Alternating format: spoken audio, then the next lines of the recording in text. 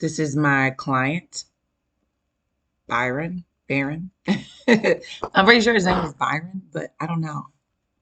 I don't know how you say it. Beatty. I know his wife better than I know him. Um, he's 33 years old. They live in Tennessee. Risk class. I put preferred plus, but he's seems like a pretty fit guy. He works as a welder.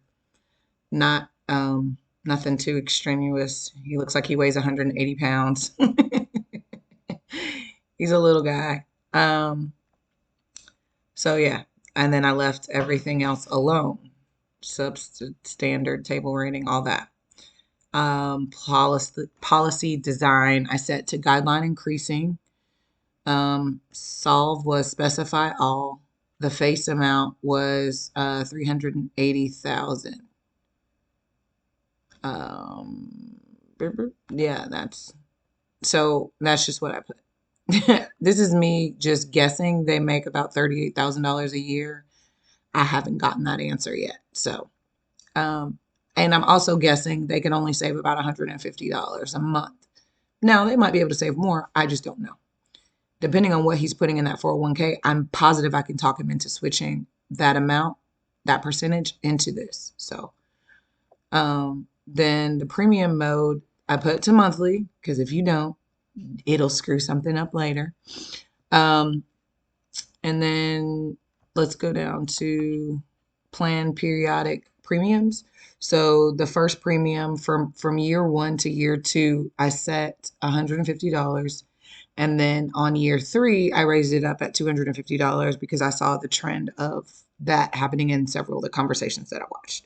So I'm assuming that we should encourage people to add a little bit more after their finances get a little better, after they've been working at their job a little longer, after they get a little mature in their spending.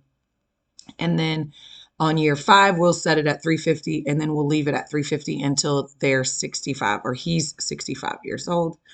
And then everything else I just left alone. And then I go down here and I hit report summary.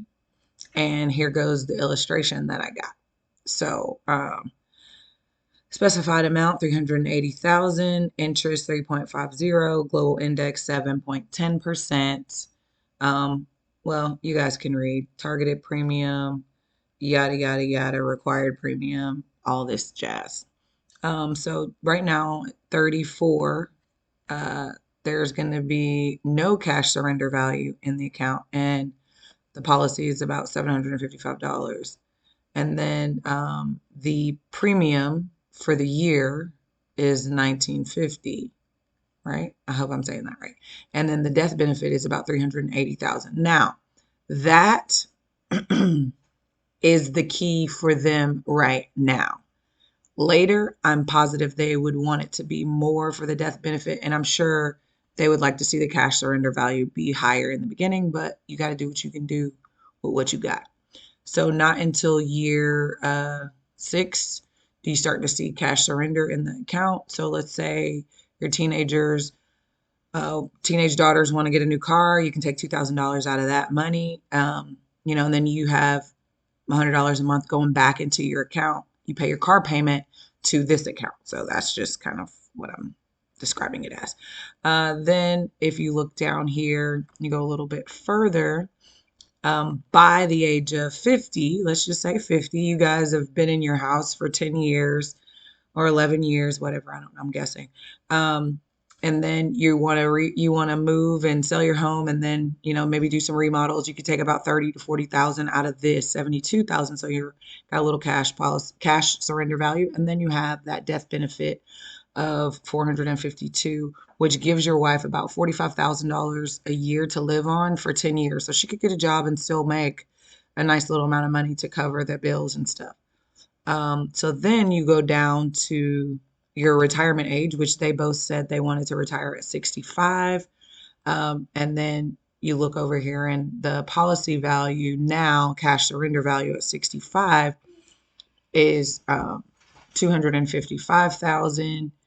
To me, that says, if I want to invest in a business, I want to start my own welding thing, I've got some cash value in this account for that. And then the death benefit gives my wife about $63,000 a year to live off of, because I know she's gonna want to buy nicer things because she's a little older.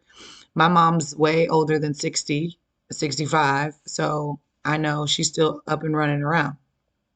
Um, so that's kind of how I would explain that. And I guess I'd probably say, okay, now when you look at 75, how old's your grandpa? He's probably 75, right? My dad is 75. So at 75, now your death benefit is much higher. So if you pass away as grandpa, you're leaving your family a much bigger legacy than you would have um, if you hadn't done anything at all. And then also, the cash surrender value is 429 on this. So you could ideally use that to do some other things. I don't know. That's just how I'm going to describe it. So you tell me what you think. Et voila.